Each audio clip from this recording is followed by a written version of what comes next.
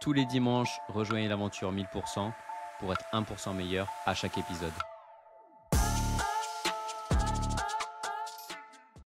On voudrait remercier notre partenaire Féroce.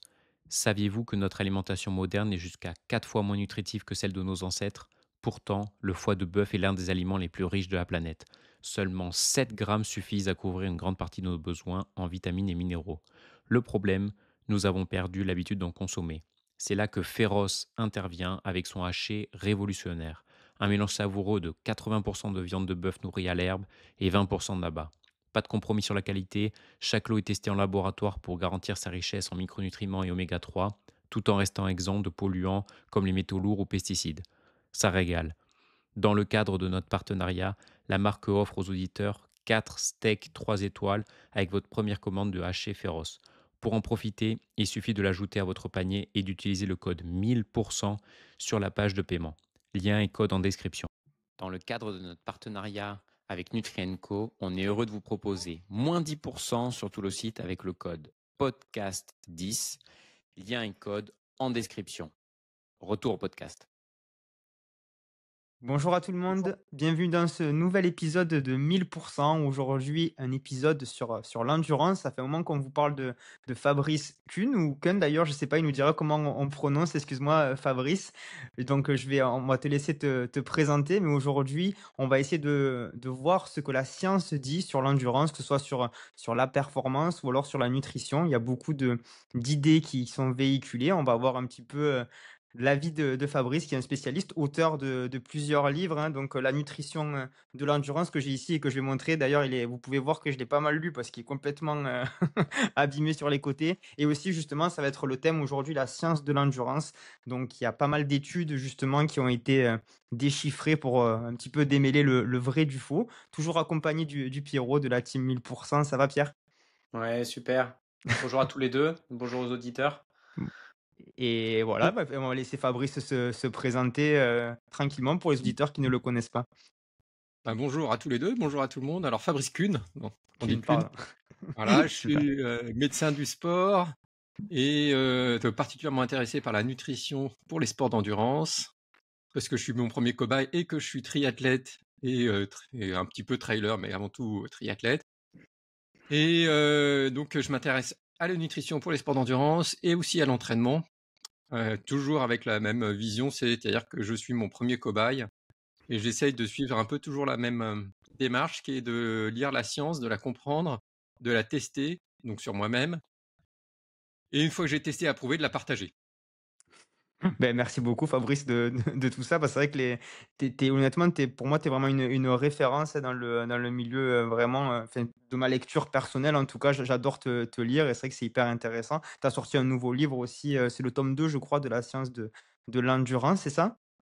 Oui, c'est ça, il vient de sortir, tome 2 de la science de l'endurance. Le premier était plus consacré à l'entraînement et le deuxième tome est plutôt consacré à l'approche de la compétition et la compétition, donc les 8 dernières semaines et la compétition.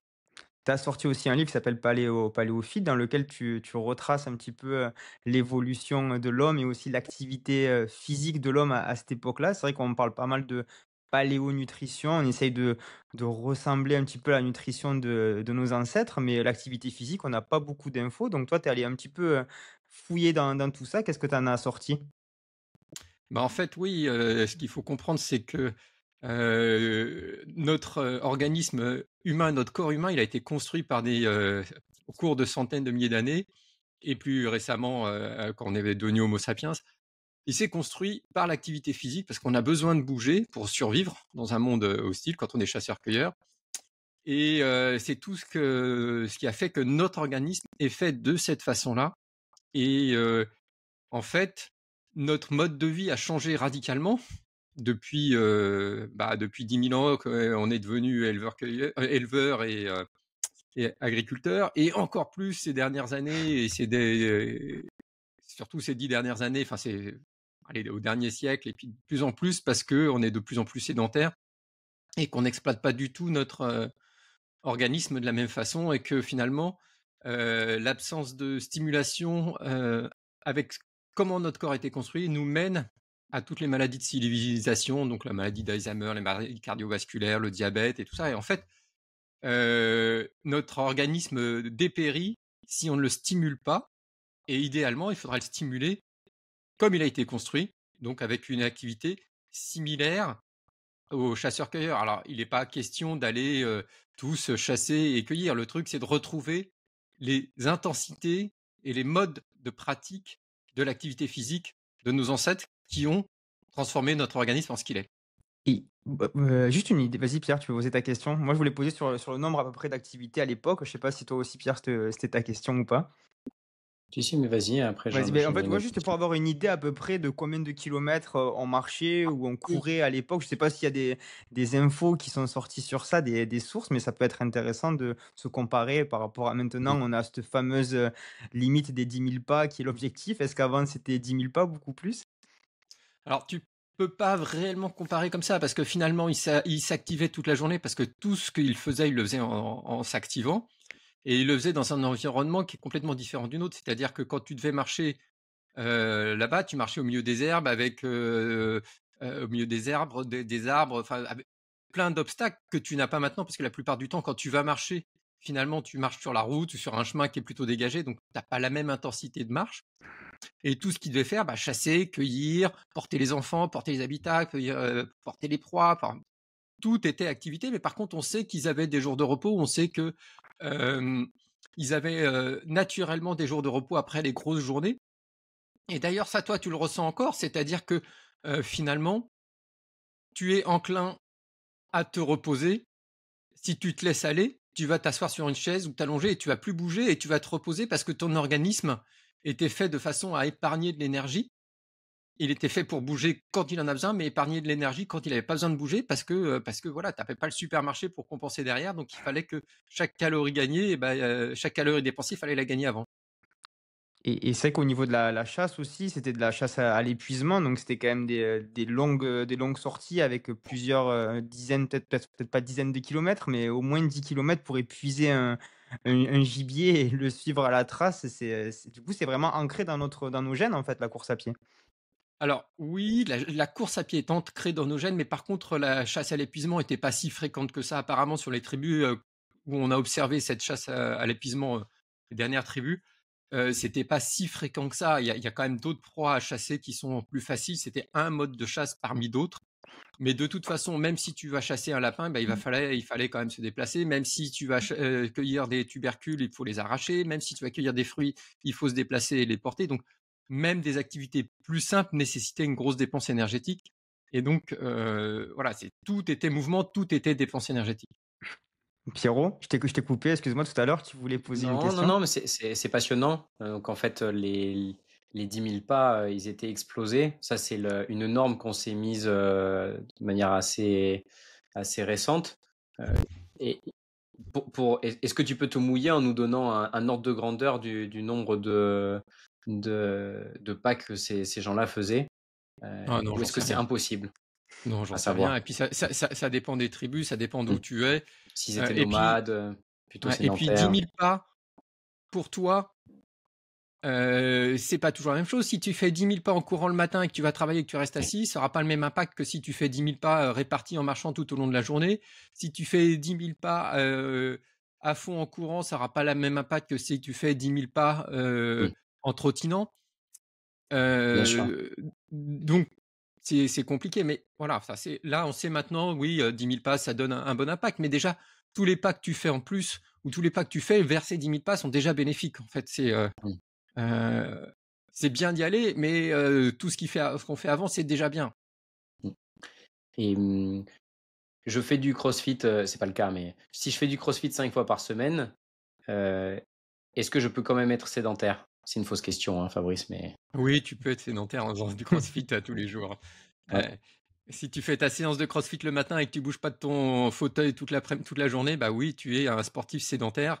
Alors c'est valable avec tous les sports, hein, puis c'est valable si tu le fais le soir et que tu restes inactif toute la journée. En fait, ce sont deux facteurs de risque de surmortalité indépendants. Faire du crossfit ou faire toute activité sportive va permettre de gommer une partie des effets négatifs de la sédentarité, mais pas totalement. J'avais vu une étude, en fait, si tu prends quelqu'un qui est, sportif, il faudra peut-être qu'il ait 8 heures de temps assis pour, avoir l'impact de la sédentarité, alors quelqu'un qui fait pas de sport, ça sera peut-être 4 heures qui suffiront à créer un impact négatif de la sédentarité. Heu, Quoi qu'il en soit, il faut toujours viser les 2, c'est-à-dire limiter le temps de sédentarité. Alors la sédentarité, c'est quoi? C'est le temps passé assis ou allongé, avec une activité faible. On dit inférieur à 1,5 m, c'est-à-dire, 1 mètre, c'est le métabolisme, au repos assis. Donc toute activité inférieure à 1,5 m, c'est, de la sédentarité et donc il faut limiter ce temps de sédentarité. Malheureusement, bah, là, tous les 3, on est sédentaires. En Donc ce là, moment même, toutes à les combien l'instant, de minutes il faut qu'on se lève là à peu près pour savoir, on fait une petite activité, c'est ça? Toutes les combien? Toutes les demi-heures, il faut absolument qu'on se lève et qu'on se fasse un peu nos squats?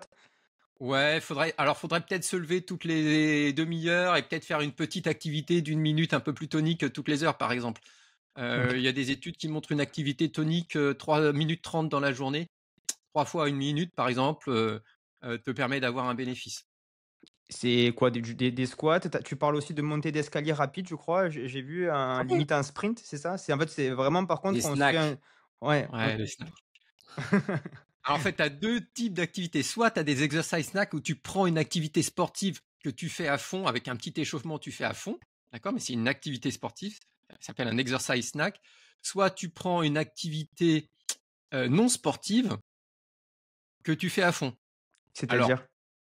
alors ce qu'ils ont testé le plus, c'est l'escalier. Bon, c'est à la limite du Mmh. sportif et du non sportif, mais tu montes ton escalier à fond durant une minute ou alors tu portes tes objets et tu vas vite, avec tes courses de la voiture, tu fais des allers-retours vite de ta voiture à ton garage avec tes courses ou des choses comme ça qui sont, pas sportives dans le sens où c'est pas, bah, tu pas c'est pas réglementé, c'est pas régulé, c'est pas programmé, mais c'est une activité physique, en fait.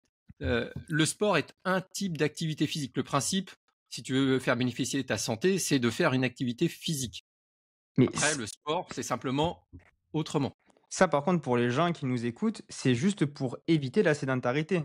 C'est pas pour, faire de la performance, si? Parce que les gens, ils se disent: «Je vais faire 3 fois dans la journée 3 minutes et ça va aller».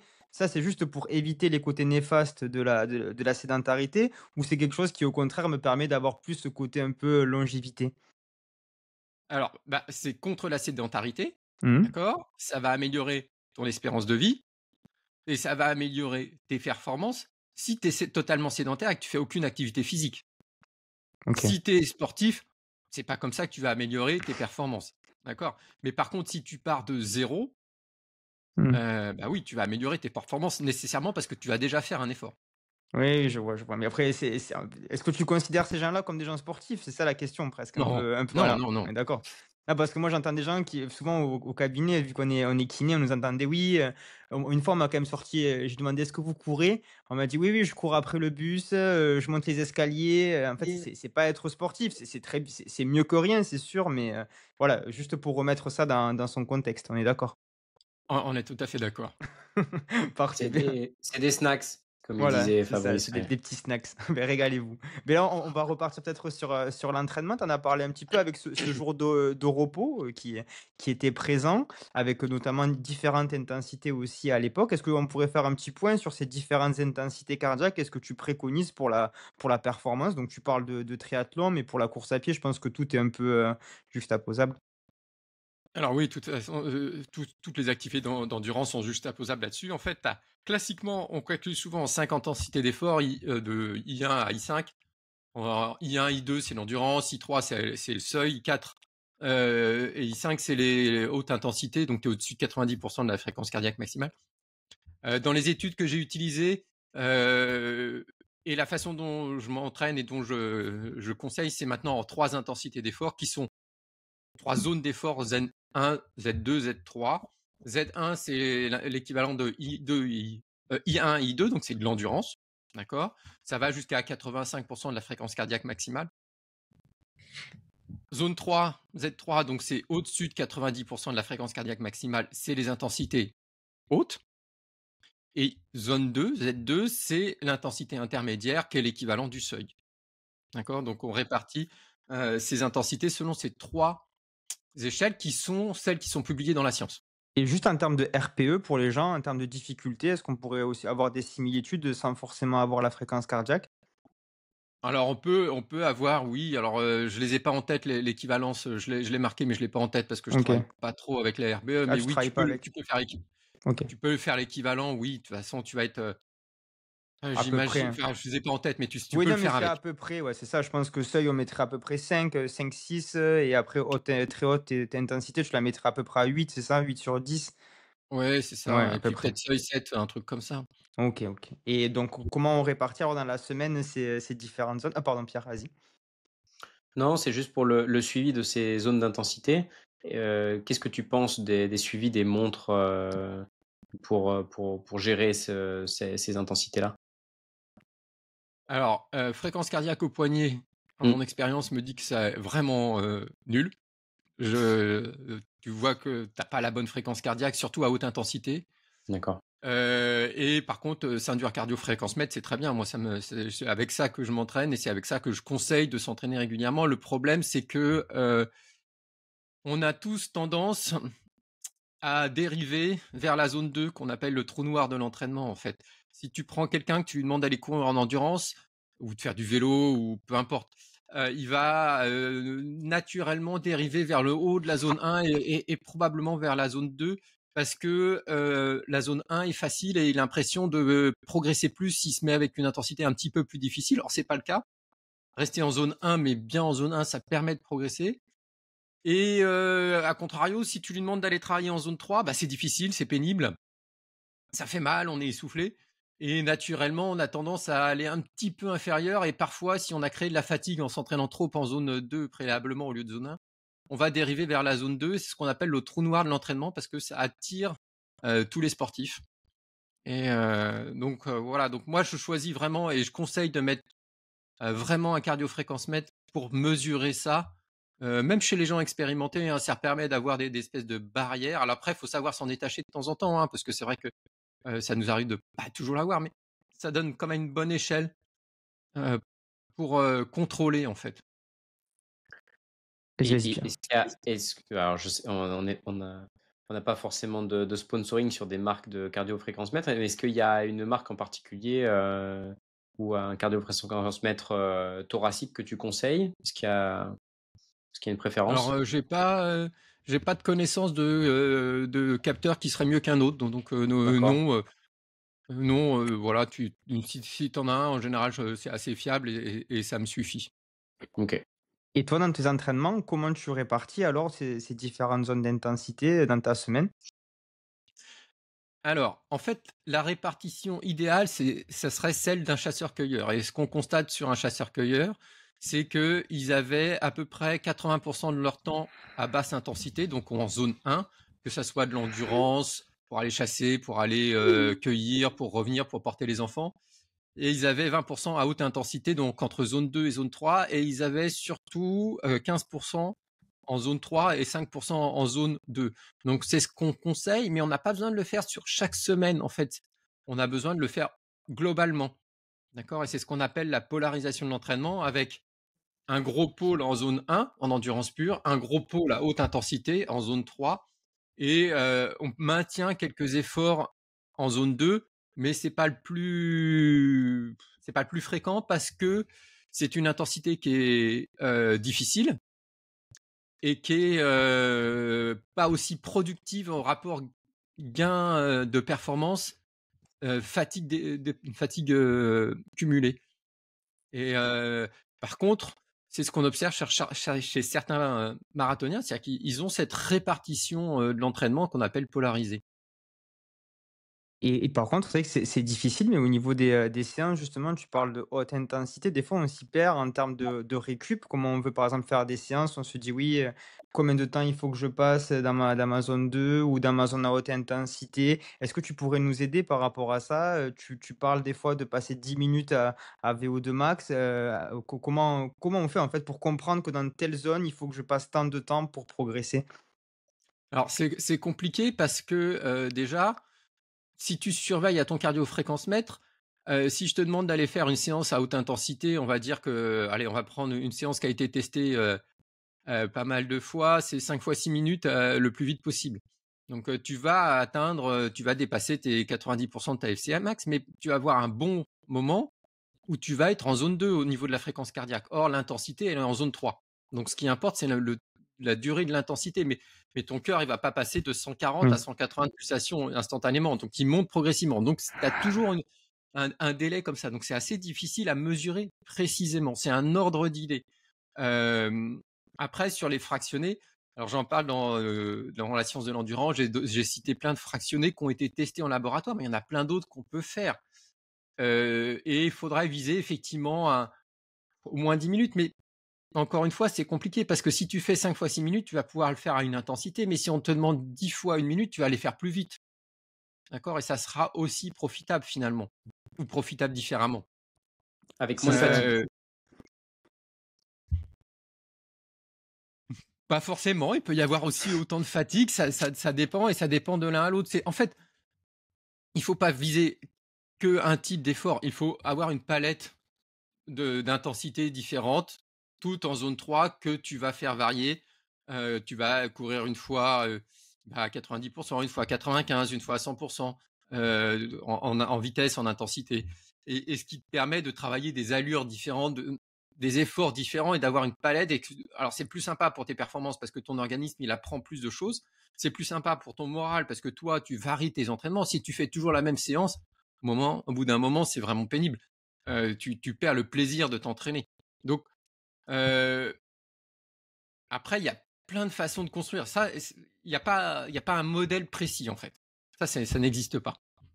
Et pour le temps de récupération, je me permets de revenir, dessus. Qu'est-ce que tu conseilles en fonction des différentes zones? Est-ce qu'il faut, par exemple, être, à une très haute intensité, avoir un temps de récup qui est 2 fois plus important que le temps d'effort, par exemple? Ou c'est pas forcément le cas? Est-ce qu'il y a un consensus sur ça ou pas spécialement? Alors, ce qu'on sait, c'est que, en fait, ta VO2 max, quand tu vas faire, si je te mets à une intensité maximale, on va dire que tu vas courir à VMA, ta VO2 max, tu vas pas la atteindre tout de suite. Il va te falloir en gros 1 minute 20 pour arriver à VO2 max, donc à ta consommation maximale d'oxygène. D'accord? Donc, c'est pour ça qu'on pense que les fractionnés longs, au-delà de 1 minute 20, sont plus performants pour progresser. D'accord? Donc, parce que tu vas rester avec cette consommation maximale élevée un bout de temps. Donc, première chose, il faut que chaque fraction dure longtemps. Ensuite, on sait que si tu t'arrêtes, tu récupères et tu enclenches, ça va remonter plus vite. Mais tu as encore un délai pour que ça remonte. D'accord? Donc, si tu veux pas avoir trop de délai, il faut que ta récupération soit courte. Donc courte, ça veut dire quoi? Excuse-moi Fabrice, ça veut dire divisé par 2 par rapport à mon temps Bah, par d'effort? exemple, ouais, tu peux faire, il y a une séance qui a été testée qui est 30 secondes à VMA ou PMA et 15 secondes de récup. OK. Donc là, on est quand D'accord? même sur des efforts assez courts par contre. Voilà, si tu fais des 5 minutes, souvent ce qu'ils font en laboratoire, des 5 ou 6 minutes, ils te donnent 2 minutes de récupération. OK. Il y a d'autres séances où tu vas partir sur 1 minute 30 à VO2 max et 3 minutes 30 à 85%. Cette séance, elle est construite comme si tu t'es accéléré en fait.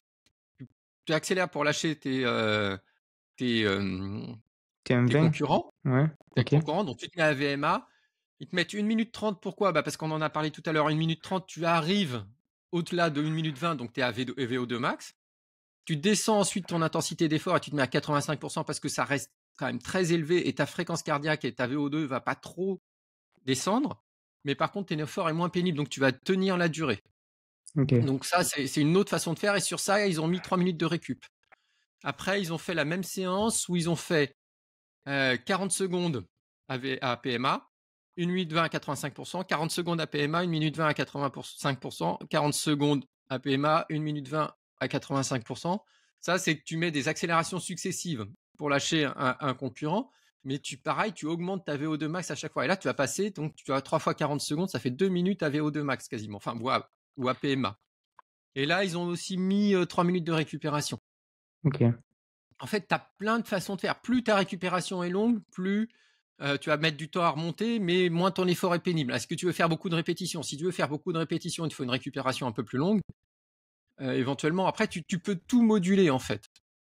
Et est-ce qu'il y a des par exemple, c'est vrai que là, on est un peu sur une prépa marathon prochainement, on va se faire ça.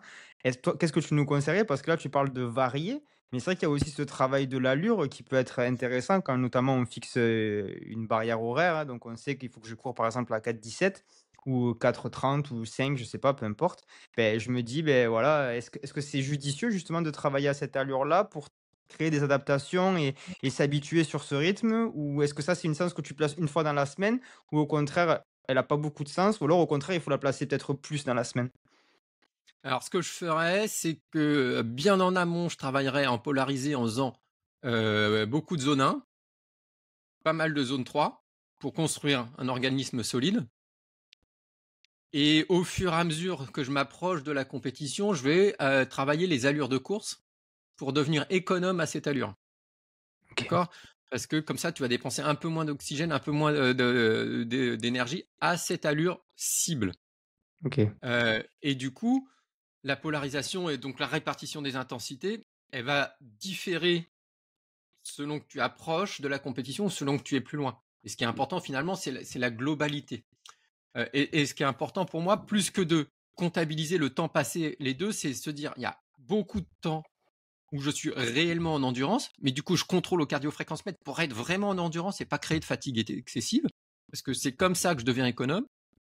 Il va y avoir pas mal de temps à haute intensité pour augmenter ma VO2 max. Et quand je fais de l'intensité, je reste vraiment à haute intensité et j'essaye d'être en zone 3 et pas en zone 2. Et après, je construis autrement, si tu veux. Mais voilà, c'est plus un ordre d'idées de répartition qu'un calcul précis. Parce que après, le calcul, tu peux le faire. Tu peux te dire, est-ce que je calcule en nombre de séances ou est-ce que je calcule en temps passé? Donc, Mmh. si tu veux encore affiner ton truc. Alors, c'est surtout calculer en nombre de séances. Mais voilà, il y a tellement de paramètres que si tu veux, j'ai été assisté à une conférence là, et il y en a un qui parlait plus d'un art que d'une science. Alors c'est vrai qu'il faut avoir la science pour construire un art derrière. C'est-à-dire que si tu veux faire de la peinture mais que tu n'as pas les notions derrière, tu vas pas faire vraiment quelque chose de qualité. Si tu veux faire de la musique, c'est mieux si tu as appris la science avant et que tu l'exploites en devenant un artiste. Bien sûr. Pierre, tu avais une question, je crois? Je t'ai vu, Non, mais t'avancer, tu avais envie de rebondir, non? oui, mais c'est la différence entre un ouvrier, un artisan et un artiste. C'est ça, Fabrice? C'est l'ouvrier travaille avec ses mains, Oui, c'est ça. C'est-à-dire que l'artisan avec ses mains et sa tête, et l'artiste avec les mains, la tête et le cœur. Donc, c'est peut-être pour les ouais, sportifs, c'est la main, la tête et ou les pieds, la tête et le cœur alors. ouais, c'est la tête, le cœur et les jambes. C'est C'est ça. vrai que les jambes, il faut les travailler. Mais pour en revenir au marathon, alors, est-ce que tu trouves que c'est une stratégie intéressante, d'augmenter cette, peut-être de commencer avec des blocs de fractionnés à allure marathon et de progressivement augmenter le nombre de kilomètres? Et c'est vrai que la question que je me pose aussi, des fois, c'est comment arriver sur un pic de forme, mais sans aussi trop se cramer? C'est-à-dire que on va pas aller faire, 30 kilomètres à allure marathon, à 2 semaines de son marathon peut-être. Comment, trouver le juste milieu par rapport à ça? Je crois que c'est en plus le sujet un peu de ton livre, le dernier que j'ai malheureusement pas lu. Donc est-ce que tu peux donner des conseils aussi sur, ce pic de forme et comment aller le chercher pour, générer de la fatigue, mais sans trop en générer également?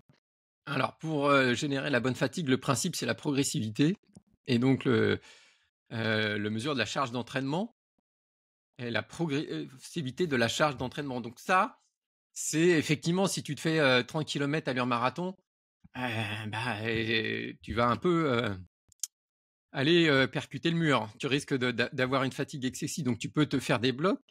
Même chose, après ça va dépendre de ce que toi tu tolères et ce que tu respectes progressivement, augmenter. Après, il y a plein de façons de faire. Moi, je travaille sur allure marathon, je fais des blocs, qu'est-ce que je pourrais faire? Des blocs de, allez, 5-10 minutes au début, puis après des blocs d'une demi heure. Ça pourrait être, quelque chose comme ça. 3 blocs? 2 Heu, blocs?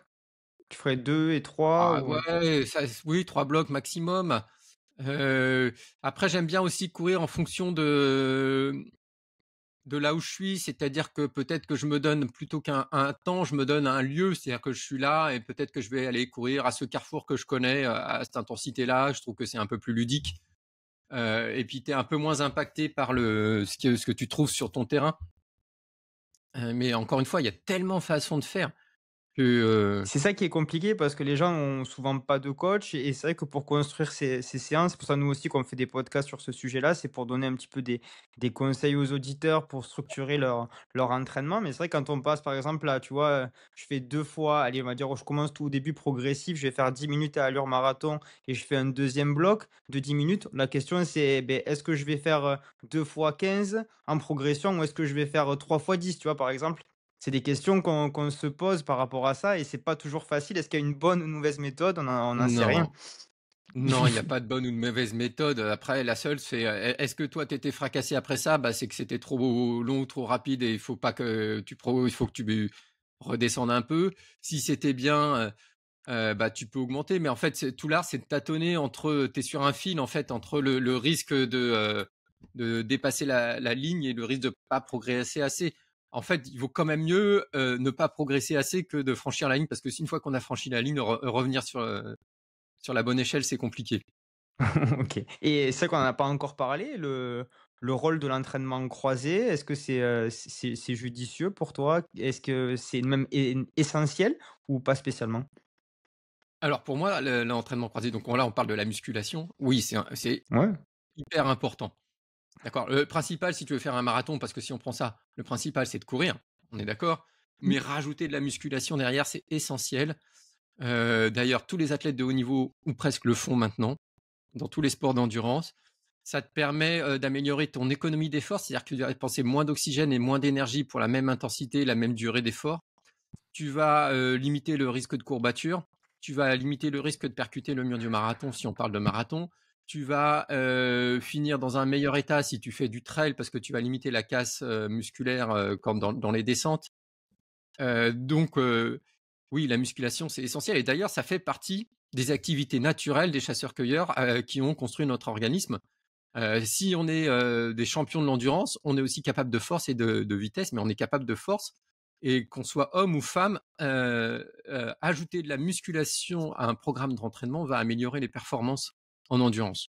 Et quel type, on va rentrer dans le vif du sujet, quel type de renforcement tu conseilles? Est-ce qu'on fait plutôt de la force? Est-ce qu'on fait plutôt de la pliométrie? Qu'est-ce qu'on fait? Eh ben, ça dépend de là où tu pars. Si tu pars tu prends un coureur qui a jamais l'habitude de faire de la musculation, si tu lui fais faire des exercices au poids de corps, des flexions, des pompes, des choses comme ça, il va s'améliorer nécessairement. Si tu prends un sportif qui a l'habitude de faire un peu plus, il va falloir que tu augmentes la charge pour qu'il progresse. Si tu as un sportif de très haut niveau, eh ben souvent ils sont obligés de passer par des charges lourdes. Pour la course à pied, la pliométrie est encore plus importante, donc tout ce qui est rebond et saut. Pourquoi? Parce que la course à pied, c'est un exercice de pliométrie naturelle, parce qu'à chaque fois, chaque pas, on est obligé d'amortir notre organisme et nos muscles travaillent en excentrique, c'est-à-dire que notre muscle se rallonge et se contracte en même temps. Donc ça, c'est encore plus traumatisant et ça l'est encore plus dans le trail. Donc, sur ces efforts-là, oui, la pliométrie est intéressante et bah, qu'est-ce qu'on fait? Bah, on fait encore une chose, c'est on mélange toutes ces activités. C'est-à-dire qu'on peut faire au poids de corps, lourd et pliométrie pour avoir une palette d'exercices différentes, pour avoir un bénéfice différent, pour avoir des exercices qui sont plus ludiques parce qu'en général, si on court le marathon, pour la plupart d'entre nous, on n'est pas forcément fan de faire de la musculation. Donc il faut qu'on arrive à trouver une solution qui nous permette de prendre plaisir parce que l'essentiel, c'est quand même le plaisir. Si on court, si on fait du sport, c'est pour le plaisir, c'est pas que pour notre santé. Donc, si on se fait une palette large, et moi, c'est ce que je fais en fait. Je fais un mélange de tout ça. En fait, j'ai des exercices au poids de corps, ce qui marche très très bien. On peut même faire des exercices au poids de corps avec une grosse intensité d'effort. Et d'ailleurs, ça permet à tout le monde de faire quelque chose à la maison, sans acheter du matériel, sans aller dans une salle de sport. Ça nous fait gagner des sous parce que pas d'inscription. Ça nous fait gagner du temps parce qu'on n'a pas besoin de se déplacer. Et à la maison, on peut faire un travail de très bonne qualité. Et moi, il y a des séances que j'aime bien faire. C'est des séances que j'appelle mixtes où je mélange de l'endurance et de la force. Donc, quand je vais courir, bah, je fais un petit échauffement, 10 minutes, un quart d'heure, et puis après, je fais un petit bloc de musculation, 2-3 minutes, 5 minutes de course, bloc de musculation, 5 minutes de course, et je refais ça. Et en plus, ça, c'est quelque chose qu'on peut faire à plusieurs, c'est très ludique. L'intensité nous permet à tous de s'exercer ensemble, et ça permet de varier les choses. Alors, il y a une autre séance que j'aime bien faire, que j'ai appelée Trix, qui est spéciale pour les triathlètes, c'est Home Trainer. On fait allez, une demi-heure, donc un truc très très rapide et on finit par un Tabata. Donc un Tabata, c'est 8 fois 20 secondes à fond, 10 secondes de récup. D'accord, donc ça fait 4 minutes. On descend, on fait un Tabata saut de grenouille. Donc 8 fois 20 secondes de saut de grenouille, 10 secondes de récup, ça fait mal aux jambes. Et on part courir à allure de course. D'accord? Et tout de suite, on part derrière, sans récup, pour avoir cette sensation de jambes lourdes qu'on a quand on commence un triathlon ou quand on finit un marathon. C'est aussi bien intéressant quand on finit un marathon, avec une séance qui finalement est assez courte et qui est très rentable. Attends, tu peux répéter, s'il te plaît, excuse-moi, Pierrot, mais tu fais home trainer. Après, derrière, tu fais quoi? Tu fais ton Prenez des Tabata? notes. Ton Tabata, tu le fais comment alors? Tu peux nous Je fais réexpliquer, s'il te plaît? un Tabata sur le vélo. Ouais, D'accord, je fais une demi-heure, donc je fais 26 minutes de vélo pour ouais, l'échauffement, 4 minutes en Tabata sur le vélo, donc 8 fois 20 secondes à fond, 10 secondes récup. Je ok. descends tout de suite, je fais un Tabata saut de grenouille, donc je fais 8 fois 20 secondes de saut de grenouille, 10 secondes de récup. Donc être entraîné avant parce que sinon on repart Oui, pas. oui, bien sûr. Ok. Et dès que les 4 minutes sont passées, dès que j'ai fini, je pars courir. D'accord, ok. Mais tu fais quoi? Une sortie de combien? Tu fais. Une Ok. demi-heure en faisant 15 minutes à l'heure de course. Donc si je fais un marathon, bah, je vais partir à l'allure marathon. Si je fais un Ironman, je vais partir à l'allure Ironman. Et je fais 15 minutes comme ça, et puis 15 minutes plus souple après. Ben, super, merci pour cette précision. Pierrot? C'est ce qu'on appelle de la course compromis, du compromise run.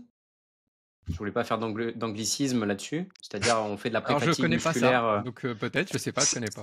Il nous en avait parlé en Irox, Alan, où en fait ils s'entraînent ils font une pré-fatigue musculaire, bon, préférentiellement sur les cuisses, que ce soit avec des squats ou avec du rameur, et puis après s'entraîner à pouvoir enchaîner avec de la course à pied. Mais ce que tu proposes, quoi, de faire du fractionné, faire de la pré-fatigue musculaire cuisse, pour pouvoir faire moins aussi de course à pied, c'est ça? Et potentialiser les 15 minutes de course à pied que tu feras après. C'est ça l'idée ou pas? Ouais, c'est ça, c'est ça. Et c'est ça. Et en plus, te donner ces sensations que tu auras en course, en fait. Mmh. T'habituer intellectuellement, t'habituer ton cerveau à cette sensation de course que nous, on a sur triathlon où bah, tu commences à courir, tu as déjà mal aux jambes, quoi. Mmh. Euh, et donc, c'est vraiment s'habituer à cette sensation aussi. Et une question, si par exemple, je veux courir et associer une séance de musculation, est-ce que tu conseilles de faire plutôt la séance de renforcement avant ou après la séance de run? Bah, après, j'imagine que si tu fais ta séance de renfo avant, ton run va être plus difficile, donc tu peux mettre peut-être ton focus plus sur le renfo et à contrario, enfin, c'est ce que je dis, de ce que je pense, hein, de l'idée. Ou alors si je cours et qu'après je fais mon renfo, ben je peux faire une bonne séance de course à pied, mais par contre mon renfo sera de moins bonne qualité. Est-ce que toi, tu as cette image-là que tu as ou tu as des conseils plus spécifiques pour les gens? Alors, ça dépend de quel est ton objectif. Si Allez. ton objectif est de la construction musculaire, il faudra plutôt faire du vélo et faire la musculation après le vélo. Ou Mmh. alors éloigner les deux. D'accord? OK. Si ton objectif, c'est de progresser en course à pied et d'avoir un complément, j'irai courir avant et puis faire la musculation après. Ce OK. qu'il faut savoir, c'est qu'en fait, au niveau biochimique, quand tu t'entraînes pour progresser, tu vas déclencher des cascades de réactions biochimiques. D'accord? Tu crées un stress. Donc, par exemple, le stress, il peut être mécanique quand tu fais la musculation, il peut être énergétique quand tu fais de la course à pied, il peut être hypoxique quand tu fais de la course à pied ou de l'endurance, il peut être oxydant. Et ce stress est un signal adaptatif. Ton organisme va se reconstruire en fonction de ça pour devenir plus performant. En fait, euh, il ne fonctionne comme ça que par stress et il déclenche des cascades de réactions adaptatives et avec construction des protéines adaptées. D'accord? Donc ton organisme, il ne fonctionne que comme ça. Le problème, c'est que quand tu as de l'endurance et de la musculation, il y a des réactions qui sont antinomiques. C'est-à-dire qu'en fait, tu vas augmenter certaines molécules dans l'endurance qui vont freiner la construction du muscle. Donc, notamment freiner l'impact d'une protéine qui s'appelle mTOR et qui vont faire freiner. Donc, si toi tu veux construire du muscle, il va falloir t'éloigner les deux pour pas avoir d'interférence. D'accord? Si tu veux progresser musculairement progresser en endurance et que tu as pas envie de prendre trop de masse musculaire, tu travailles avec ces interférences. D'accord? Donc il va falloir se construire en fonction de ça. Et pour éliminer les interférences, bah, il va falloir peut-être 6-8 heures entre les 2. OK. Bah, c'était assez clair, je pense, hein, merci beaucoup Fabrice pour cette, petite, précision et sur, en dehors du renforcement, sur tout ce qui est, vélo ou peut-être même vélo elliptique, dans ton livre, tu parles que ça peut être, un bon outil pour pas perdre justement ses performances en course à pied. Comment les intégrer à un programme d'entraînement? Par exemple, si je comme nous, on va dire, on fait un marathon ou même un trail, comment on fait pour rajouter une séance? Est-ce que ça a un sens de rajouter une séance de vélo? Ou est-ce qu'au contraire, vaut mieux que je rajoute une bon, tu vas me dire que c'est mieux de rajouter une séance bien sûr de course à pied, mais c'est quoi un petit peu ton idée par rapport à ça? Et j'aimerais savoir comment toi tu fonctionnerais? Alors moi, c'est facile, je suis triathlète, donc Ouais, j'ai je sais. naturellement un entraînement croisé avec 3 disciplines et une quatrième qui est la musculation. Ouais, c'est trop bien. Heu, j'ai de la musculation, systématiquement au moins, 2 ou 3 fois par semaine. OK. D'accord? Et je nage, allez, 2 fois, voire 3 fois par semaine en fonction de mon emploi du temps. Je roule 3-4 fois et je roule 3-4 fois. Avec pas mal de séances de vélo qui sont sur le home trainer parce que ça me fait gagner du temps. Mais tu vois, excuse-moi Patrice, tu vois, par exemple, moi je prépare aussi pareil un Ironman, mais tu vois, par exemple, Pierre qui s'inscrit à un marathon et qui va faire peut-être un marathon, qui se met à courir. Est-ce que pour lui, tu lui conseillerais de faire du vélo, par exemple, tu vois? C'est si par Bah, exemple, quelqu'un qui veut faire que courir, c'est son objectif. ça dépend combien il court. S'il court 3, 4, 5 fois, par semaine et que, il est à la limite, heu, bah, je rajouterai pas. Si il court, 5 fois, qu'il veut augmenter quelque chose, qu'il veut rajouter et que je veux pas avoir de risque de blessure, je lui mettrai du vélo en plus. OK. Ouais, Mais avant de mettre du vélo, je lui mettrai de la musculation. Il est d'abord essentiel de courir. En plus, le problème de la course à pied, c'est qu'il y a une composante excentrique, on en a parlé tout à l'heure, composante excentrique qui casse de la fibre musculaire que tu as pas en vélo. D'accord? Donc ça Mmh. remplacera pas, ça permettra d'ajouter du volume en limitant le risque de blessure, mais ça va pas remplacer.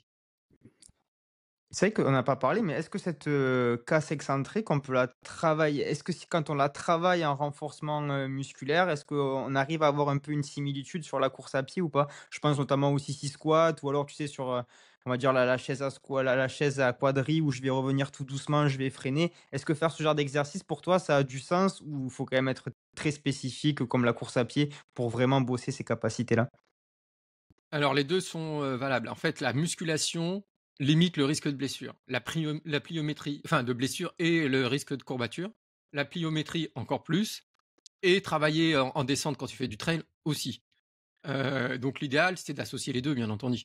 OK. Parce qu'il y a vraiment pour toi un intérêt à faire de l'excentrique pur en renforcement à la salle ou tu préfères Bah, des mouvements? l'excentrique pur en renforcement, ça va être compliqué, pour la plupart d'entre nous. Faut retourner à l'essentiel. La plupart d'entre nous, on a accès à très peu de matériel.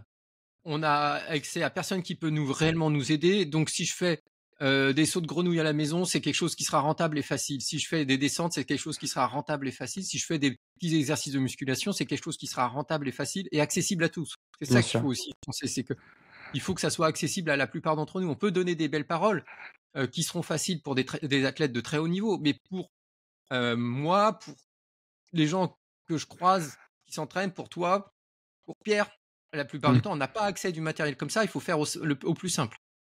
OK, d'accord. Bah, écoute, et une séance de pliométrie de Fabrice, ça ressemble à quoi? Alors, il y a pas que de la pliométrie, hein, ça peut être, bah, il y a par exemple, tu vois le Tabata saut de grenouille, Mmh. il peut y avoir, souvent il y a des sauts de grenouille, des fentes sautées que j'arrive à placer, régulièrement, mais c'est pas qu'une séance comme ça, c'est au milieu d'une séance. D'accord. C'est ça, c'était 2 exercices, favoris alors? Ah, c'est mes exercices fétiches, ouais, pour cette composante-là. Ça marche. Pierre? Mmh.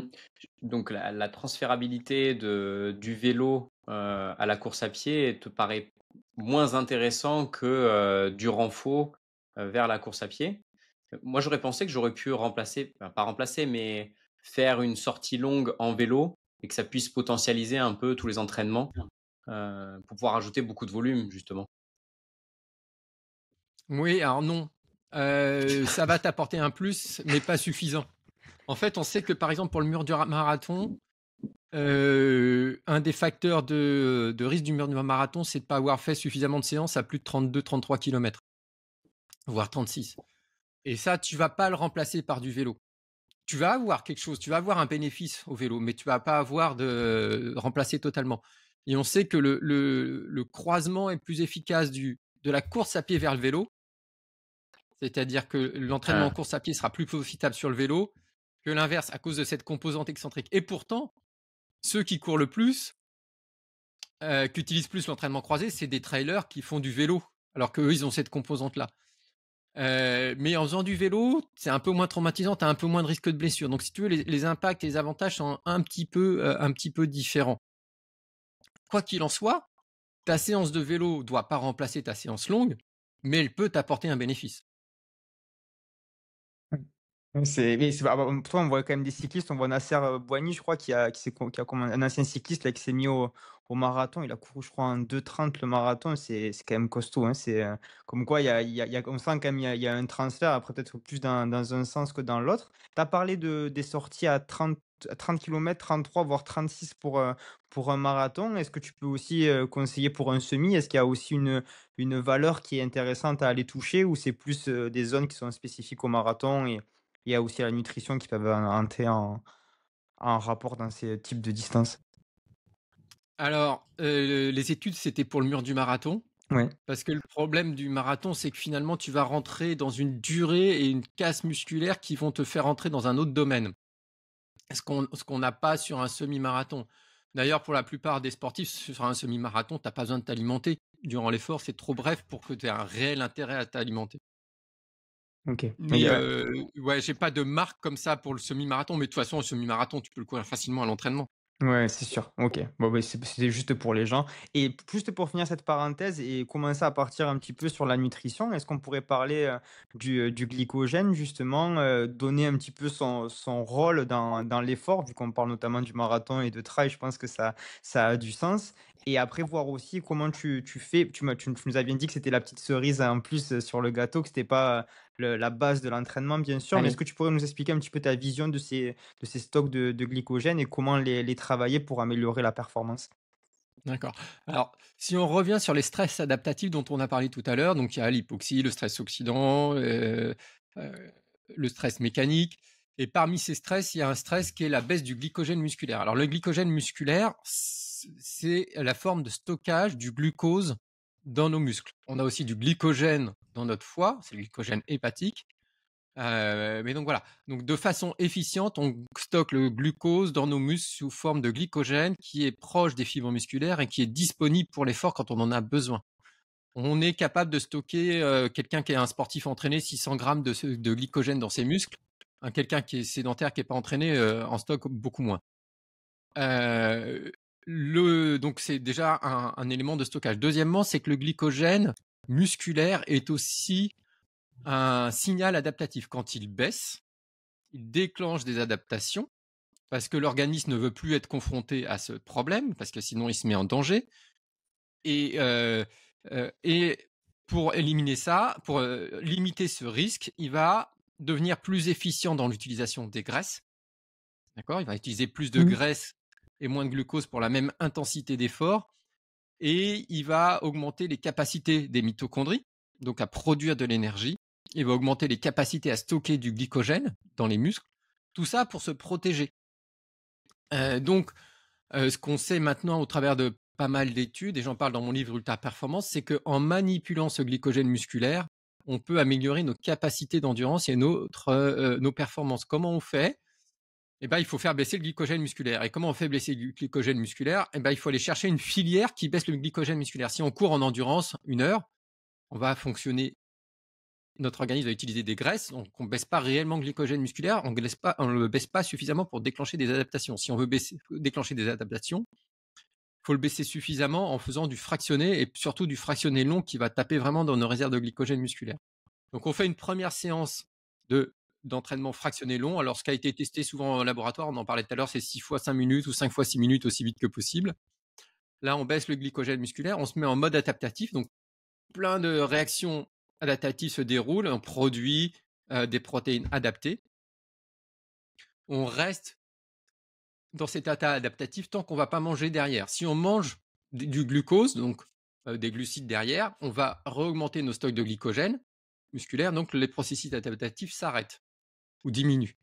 Donc là, on mange pas, on laisse le processus perdurer et on s'entraîne à nouveau derrière, mais ce coup-ci, on va s'entraîner en endurance pure parce qu'on n'a plus de réserve de glycogène, enfin on en a un petit peu, mais pas suffisamment, et qu'en endurance pure, on peut utiliser des graisses dont on a suffisamment, et on poursuit le processus adaptatif. Et juste après cette deuxième séquence, on remange. Et on remange, on restocke du glycogène musculaire. C'est quelque chose qu'on fait occasionnellement, pas tout le temps, avec prudence, et surtout, c'est je répartis mes glucides et mon alimentation autrement sur la journée, c'est pas je baisse ma quantité quotidienne. D'accord? C'est ça qui est important. Je vais pas me mettre en déficit parce que là, je vais me mettre en danger et je vais mettre en danger ma santé. C'est simplement, j'aurais mangé avant l'entraînement, j'aurais pas mangé entre les deux séquences, ni pendant les séquences, peut-être 20 grammes de protéines, c'est-à-dire à peu près 2 œufs pour la santé du muscle. Et après, je remange. D'accord? Mais il n'y a pas de baisse de la quantité glucidique au quotidien. Tu conseilles de le faire soit le soir et le matin, ou soit 2 fois dans la journée, le matin et en fin de journée. C'est bien ça? Voilà. Il y a 2 façons de faire. La première, c'est sleep low, c'est je m'entraîne, je fais le fractionné le soir, je mange pas, excepté 2 œufs, je me couche, je dors. Pendant que je dors, j'ai pas de risque infectieux parce que je suis avec personne et je me pars m'entraîner le lendemain matin à jeun. Ça fait pas rêver, hein? Ah ouais, mais ça marche bien. Ouais, je sais, je Heu, sais. Ou alors on je peut le je l'ai faire la journée. moi, c'est ce que je fais quand j'ai le temps et quand j'ai l'occasion. Le problème, c'est qu'il y a un impact familial, donc il faut faire attention aussi parce que finalement, manger avec la famille, c'est quand même essentiel Après tu peux manger et tes on peut 2 œufs, hein. Tu peux manger tes 2 œufs Fabrice, hein, t'inquiète, ouais, hein, mais ça regarder les Ouais, autres mais il manger en même craque temps, c'est Fabrice c'est en ça, fait. et ouais, c'est ça, il Il commence à prend des craquer, on le chocolats au sait. dessert et c'est fini. et OK. sinon, tu peux faire en bi-quotidien. Moi, je trouve que c'est plus facile. Tu t'entraînes le matin ou le midi et tu te réentraînes le soir, fractionner le matin ou le midi et endurance le soir. Tu peux le faire le midi, comme ça, bah, t'es pas tenté de manger Mais tu et tu gênes personne. Et tu le refais le soir et tu t'entraînes en endurance le soir et donc tu as bien mangé avant et bien mangé après. Donc il y a des Tu façons de tu faire. viens chercher la Vas-y, cétose viens. finalement? Non. Alors tu vas forcément avoir une production de cétone, mais tu vas pas être en cétose. Mmh. T'as pas Le suffisamment temps. Mmh. de jours de déficit en glucides pour être en cétose. D'ailleurs, il n'y a pas de déficit en Ouais. glucides. Ah ouais. Donc non, il y a production de cétone, mais pas suffisamment pour Et être en c'est pas cétose. forcément ça que tu viens Et chercher, la production de cétone? C'est pas ton objectif? Non, là, non, C'est mon objectif low là, c'est glucose? le processus adaptatif et c'est augmenter mes capacités mitochondriales et augmenter mes capacités de stockage et augmenter ma capacité à utiliser les graisses. Qui est à peu près un peu Mmh. similaire à la Oui, cétose, c'est de mais la pas tout à fait. lipolyse alors que tu vas chercher? Ouais, je vais Ah chercher de la OK. lipolyse. mais c'est vrai que pour les gens qui nous écoutent, ça n'a absolument rien à voir avec courir à jeun, parce qu'il y en a, ils vont se dire: «Oui, je vais courir à jeun». Non, là, le but, c'est vraiment de courir avec des réserves, justement, de glycogène qui vont être diminuées, alors qu'à jeun, elles sont pas diminuées. Donc c'est ça qui est intéressant. Tout à fait. La différence entre l'entraînement à jeun et l'entraînement à glycogène bas, c'est que l'entraînement à glycogène bas, j'ai baissé le glycogène musculaire qui est adaptatif, alors qu'à jeun, j'ai mangé la veille, j'ai dormi, j'ai pas eu beaucoup d'activité, j'ai vidé le glycogène hépatique, donc celui du foie qui a nourri le cerveau pendant la nuit, mais pas le glycogène musculaire. Or, celui qui est adaptatif, c'est le glycogène musculaire. Et c'est pour ça que à glycogène bas, on utilise plus de graisse qu'à jeun, et c'est pour ça que c'est adaptatif et pas l'entraînement à jeun. Et c'est que en lisant ton livre, j'ai appris que c'était pas forcément là, tu parles de ce type de séance, mais je sors de cette séance-là. Tu dis que c'est pas il y a pas forcément d'intérêt à toujours vouloir, reprendre un apport glucidique après une séance. Tu dis qu'aussi garder des taux, peut-être que j'ai mal compris après, hein, mais tu dis que des fois avoir justement un glycogène bas et pas forcément chercher à de suite le remplir, ça peut créer des adaptations, parce que moi le premier, quand je finis une séance, je dis: «Il faut absolument que j'ai un apport glucidique, remplir mes stocks et cetera». Mais tu dis que justement, peut-être il y a un intérêt à ne pas aller chercher cette ressource. Et tout à fait. Si tu fais que la moitié du processus, comme je t'ai dit, tu baisses ton glycogène musculaire par ton fractionné et tu en manges pas derrière, tu vas rester en processus adaptatif. Tu vas pas être aussi poussé que si tu fais avec une séance qui suit derrière, mais tu vas déjà avoir un processus adaptatif qui est profitable. Attention, encore une fois, c'est quelque chose qui est fatigant parce que il y a un risque infectieux, il y a quand même des choses. Donc c'est quelque chose à utiliser avec précaution. Moi, je l'utilise de temps en temps dans l'année quand le temps me le permet. Et je le fais 8 semaines à l'approche des compétitions, je le fais une fois par semaine. OK. D'accord? Pendant 6 Mais semaines, je le fais pas les 2 dernières semaines. Donc tu vois, c'est quelque chose que je réserve ponctuellement à affiner certains acquis, mais c'est pas systématique. Et surtout, je le fais pas sur toutes les séances parce que là, tu cours à la catastrophe. OK. Ouais, c'est vrai que c'est intéressant. Moi, je pensais que de suite, en dehors de ces séances-là, il y avait un intérêt à est-ce qu'on pourrait conseiller aux gens, s'ils ont le lendemain une séance un petit peu intense, de chercher justement à apporter des glucides pour remplir les stocks et faire une grosse séance d'intensité? Mais si au contraire, au lendemain, peut-être qu'ils ont rien de prévu, bah, leur conseiller plutôt de manger normalement en respectant le nombre de calories et c'est très bien? Tout à fait ça. OK, bah, écoute, parfait. Beh, j'en profite juste, je sais pas si Pierrot, tu avais une question? Moi, je voulais qu'on parle du protocole, récup sur justement le glycogène, vu qu'on en parle. Tu donnes une petite astuce en s'alimentant, je sais plus exactement, je crois que c'était toutes les demi-heures pendant 2 3 heures, je crois?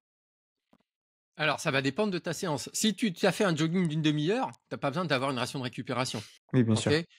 Si tu as fait une bonne séance longue ou un fractionné intense, oui, tu vas avoir besoin d'une ration de récupération. Et ta ration de récupération, allez, on va dire que la ration de récupération standard, ça va être 60 grammes de glucides, 70 grammes de glucides et 20 grammes de protéines. OK, pour reconstruire du muscle. Ça sert à rien de se gaver tout de suite parce que tes transporteurs, ils sont limités et tes enzymes qui refabriquent le glycogène, elles sont limitées. Donc, on conseille de commencer le plus tôt possible, mais de manger tranquillement pendant la demi-heure, l'heure qui suit. Et 2 heures, ça dépend. Après, si tu as fait une séance de 3 heures où tu étais rentré dedans, eh ben, ta fenêtre derrière, ta fenêtre métabolique, tout ce qui va te permettre de reconstruire du glycogène musculaire, eh ben, elle va être plus longue et ton processus, il va être plus long parce qu'il y a plus à reconstruire. Donc, dans ce cas-là, tu peux allonger un peu la ration de récupération. Donc, tout ça, c'est à moduler. Mais encore une fois, c'est pas exact. Enfin, c'est pas une science exacte. Plus c'est long, plus il faut allonger. Plus ça a été intense, plus il faut allonger. Après, il faut faire le mix entre ce que tu as fait pour savoir à peu près ce que tu as à faire, en fait. Mais ce que tu dis, c'est vraiment qu'il faut essayer de pas avoir forcément un gros apport, mais de répartir son apport, pendant 1 heure ou 2 heures, voire 3 heures en fonction de l'intensité de l'effort et de la durée. Voilà, c'est ça. Parce que tes enzymes qui permettent de restocker du glycogène musculaire, elles sont limitées. Et si tu les surpasses, bah, qu'est-ce que tu vas faire? Tu vas fabriquer du gras éventuellement. Enfin, ça sera pas profitable. Faut pas surpasser tes capacités à ce moment-là. OK et toi, Pierre, je sais pas ce que tu mets dans tu une boisson récup ou pas? Non. Ah ben peut-être, peut demander à Grosse Fabrice, ce qu'on met erreur. à Je vois l'intérieur. Fabrice qui sourit en coin et qui se dit: «Oh là là, celui-là, Ben il y a tout ouais. à faire. Il fait du vélo, faut pas faire». Non, ah non, il faut faire du vélo. Je dis que c'est pas le plus profitable.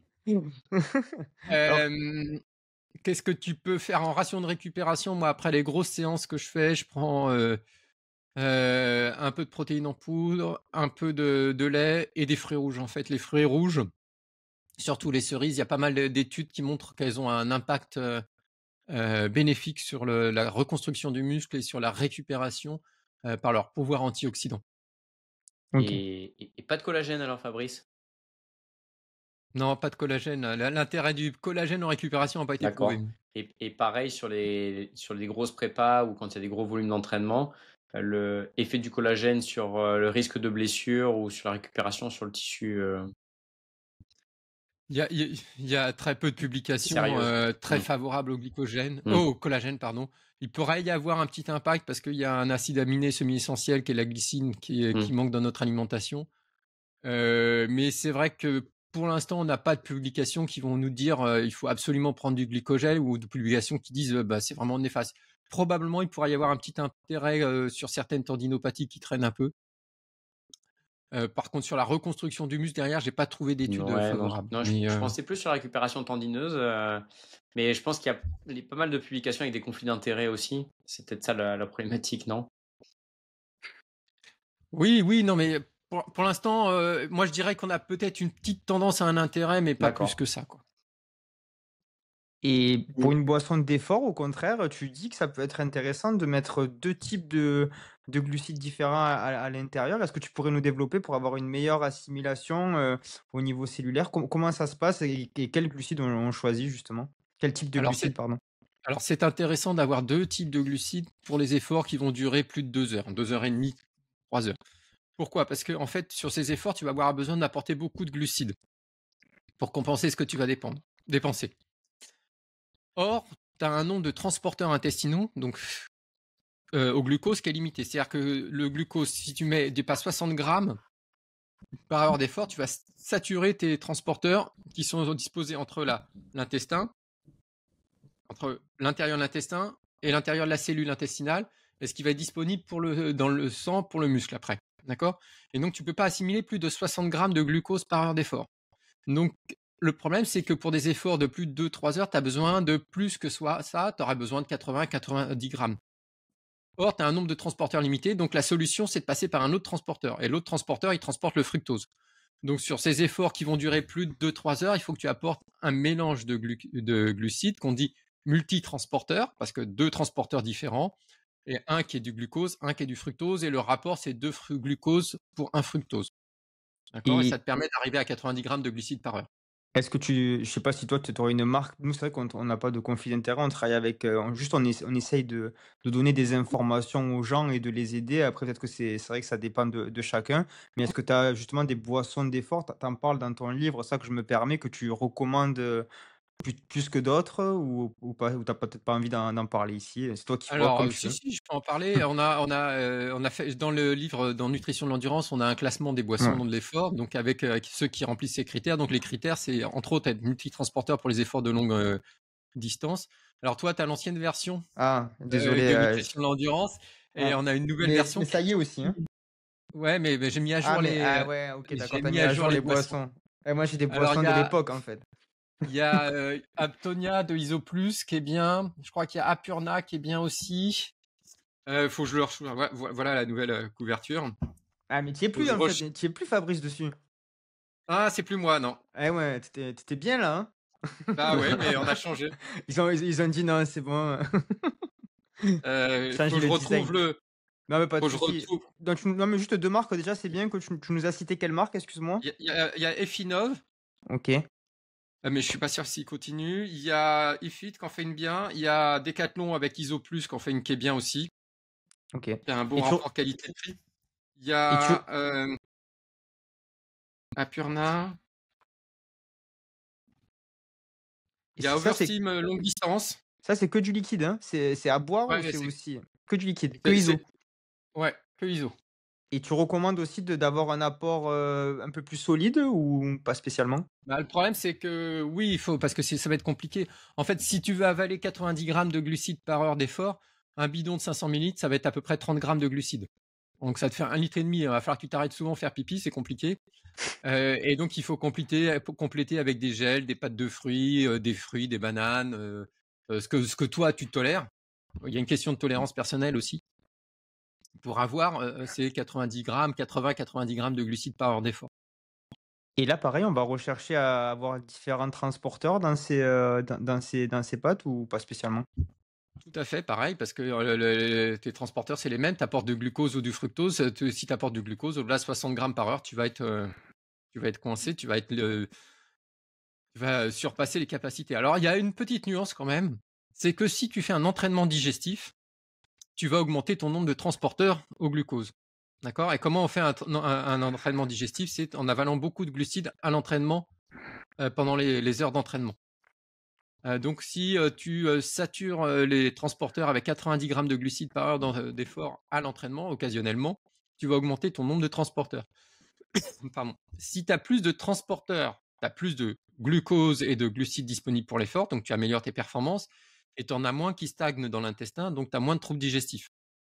Parce que les glucides qui stagnent dans l'intestin vont fermenter, donner des ballonnements, des diarrhées, des gaz, et vont donc donner des troubles digestifs qui sont inconfortables et qui sont fréquents chez le coureur. Et j'ai une vas-y, Pierrot. La boisson isotonique d'effort maison, la recette de Fabrice, ce serait quoi au final? Alors, la recette de Fabrice, attention, c'est hyper compliqué à le faire. On l'a fait, nous, on a fait on a fait 3 boissons comme ça, qu'on a fait isotonique, et qu'on a fait maison, qu'on a mis dans la recette sans une recette pour l'endurance. Donc, une à base de jus de raisin, une base de jus de pomme, et une à base de thé et de miel. Des classiques, en fait. Le problème, c'est que pour une boisson de l'effort, il faut rajouter du sel, parce qu'il faut du sodium. Le transporteur au glucose, il fonctionne avec du sodium. Le sodium est contenu dans le sel, donc il faut du sodium. Il faut rajouter un peu de maltodextrine, parce que les jus de fruits, Et le miel, Fructose, c'est oui. autant de glucose que de fructose quasiment. Donc il faut rajouter un peu de maltodextrine. Maltodextrine, c'est que du glucose. D'accord. Et après, il faut t'assurer que ta boisson est isotonique. La tonicité, c'est la concentration globale totale du sang, du plasma, qui est de 290 milliosmoles. Si tu prends un jus de fruits, en général, c'est autour de 1000. Donc ton jus de fruits, il faut le diminuer de un tiers de jus de fruits, 2 tiers d'eau déjà à peu près. Et après, il faut s'assurer que ta boisson est isotonique. Tu seras pas sûr parce que tu as mis du sel. Comment tu peux savoir? Tu sais pas comment est ton fruit. Donc nous, on les a fait tester en laboratoire. Donc on les a envoyés en laboratoire. On a testé l'osmolarité pour savoir si on était vraiment isotonique. Voilà, la première fois, on ne l'était pas. Donc il a fallu qu'on refasse et qu'on redilue. Donc, donc ça te permet d'avoir une boisson qui est idéale, qui est bien pour l'entraînement. Parce que l'entraînement, si tu as un peu de troubles digestifs, c'est pas grave. C'est un entraînement, on s'en fout. Voilà, tu cherches pas à être optimal à ce moment-là. Donc ça me va à l'entraînement. Par contre, en compétition, là, tu as besoin que tout roule, que tout soit bien huilé, que tout soit au poil. Donc la boisson de l'effort, c'est mieux à ce moment-là parce que celles que je te décris, elles sont bien calculées, elles sont bien faites. Il y a tous les critères qui sont essentiels pour une boisson de l'effort. Et voilà, et donc c'est plus simple. C'est sûr que c'est un index glycémique élevé, mais c'est ce qu'on cherche sur une boisson de l'effort. C'est sûr que c'est ultra transformé, mais on a besoin de remplir des critères et ça sera que à l'effort. C'est pas en dehors de Oui, l'effort. c'est pas pendant le podcast, on se boit de l'isotonique comme ça, hein. Voilà, on est d'accord. Et Ou c'est pas les gamins qui se baladent avec la bouteille de Powerade et qui te boivent ça dans la rue. ouais, en marchant et en étant assis en voiture, quoi. Mm. Mais et tu disais 6 à 8% en concentration en glucose. Je t'avais écouté dire ça dans un autre podcast. Est-ce que tu peux développer? Ouais. C'est simplement que si tu veux que ta boisson soit assimilée le plus vite possible, il faut que tu aies maximum 60 à 80 grammes de glucose par litre. Ouais. Enfin, de glucides par litre. Ok. Et ton avis, là c'est un peu plus le médecin peut-être pas que je vais interroger, sur le long terme, sur, justement, on dit qu'il peut y avoir, des problèmes intestinaux et justement cette, pas chronicité, mais on va dire que plus on va faire des longues distances, plus on peut être susceptible d'avoir des troubles digestifs. Sur la santé en règle générale, toi ton avis sur ça, est-ce qu'il y a un vrai risque sur du long terme pour le coureur d'endurance ou pas particulièrement?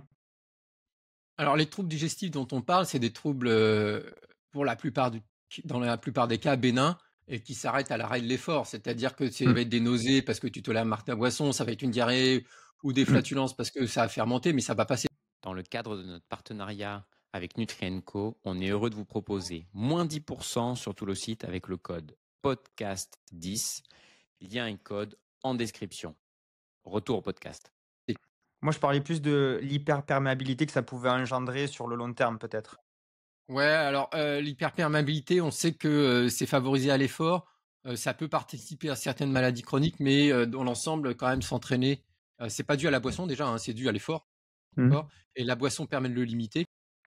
La boisson de l'effort permet de le limiter. Et dans l'ensemble, quand même, il faut retenir que c'est surtout l'hyperperméabilité, c'est surtout sur des efforts intenses. Et si tu en fais que 20% de ton entraînement et que le reste c'est de l'endurance, tu n'as pas de souci et que de toute façon, le bénéfice acquis par l'effort est bien plus profitable que ce petit impact. OK, super, ça marche. Et ton avis sur, les antioxydants? C'est vrai qu'on en parle beaucoup, on va parler d'acidité justement dans le corps à la suite des efforts. On dit qu'il faut apporter des antioxydants, mais à contrario, on dit que si on en apporte trop, ça va nuire un petit peu à la performance. Comment faire pour peser un peu le pour et le contre et comment les doser en fait, tout simplement? Alors, on revient sur nos stress adaptatifs de tout à l'heure. Le stress oxydant est un stress adaptatif. Naturellement, durant l'effort, on produit des radicaux libres, ou ce qu'on a dit maintenant, c'est plutôt, on appelle ça des espèces réactives de l'oxygène, donc ERO, qui sont dommageables pour notre santé en abîmant l'ADN, favorisant les cancers, en abîmant les lipides, favorisant les maladies cardiovasculaires, en abîmant les protéines, limitant l'efficacité des enzymes. Donc, c'est dommageable pour notre santé. Par contre, c'est un stress adaptatif. Donc, on a besoin d'un peu de stress oxydant pour s'améliorer et améliorer nos performances. Il y a des études qui montrent que si on met d'énormes quantités d'antioxydants, pour l'occasion, c'était vitamine C et vitamine E, on stoppe la progression des sportifs. D'accord? Donc, on a besoin d'un juste équilibre. En fait, on dit qu'on a besoin d'un bruit de fond radicalaire pour progresser. Par contre, si on a trop de stress oxydant, c'est dangereux pour notre santé. Le principe, c'est de trouver le bon équilibre. Comment on trouve le bon équilibre? Avant tout par l'alimentation, d'accord? Plus que par les compléments.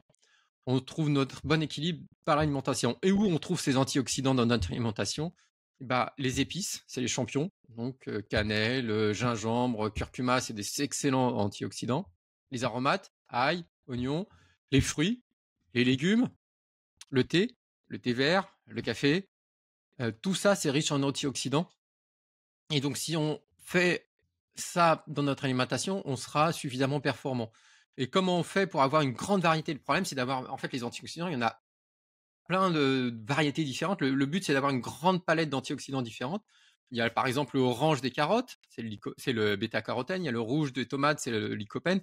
Et donc, toutes les couleurs de nos légumes sont des antioxydants différents. Donc, on essaye de manger beaucoup de légumes, de couleurs différentes, de variétés différentes, des fruits, pour avoir suffisamment d'antioxydants. Et normalement, avec ça, on arrive à résoudre notre problème et à être suffisamment riche en Et antioxydants.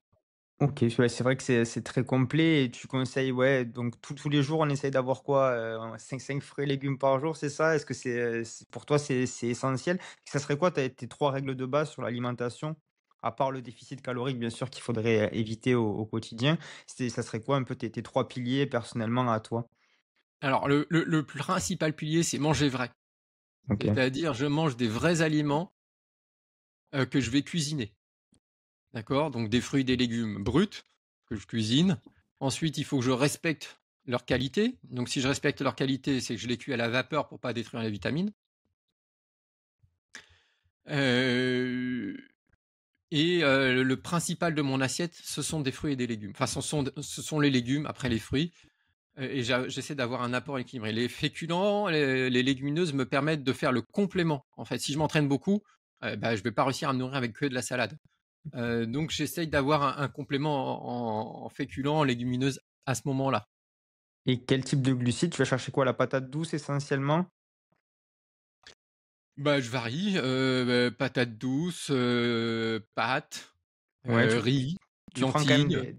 tu manges quand même des pâtes, il y a pas de souci? Il y en a qui disent: Ah non, «Ouais, non. c'est» ouais, tu en prends quand même, il y a pas de problème? Ah Pour oui, des je in mange des pâtes et du pain, il y a pas de problème.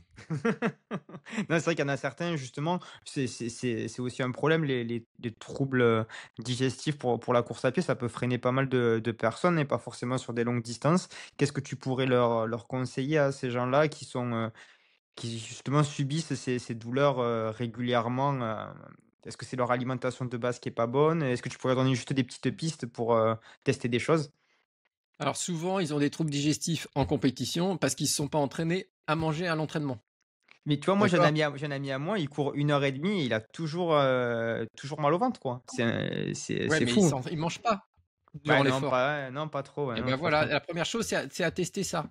D'accord? Et parce que si le problème, c'est que ton organisme, durant l'effort, il est très perturbé. Pourquoi? Parce que ton flux intestinal, le flux sanguin, il est redistribué vers les muscles au détriment de l'intestin et du système digestif. Donc ça va digérer moins bien. Ensuite, ton organisme, il est en perpétuel équilibre entre le système nerveux central autonome, entre le système sympathique et le parasympathique. Le sympathique, c'est combattre ou fuir, donc c'est tout ce qui est effort.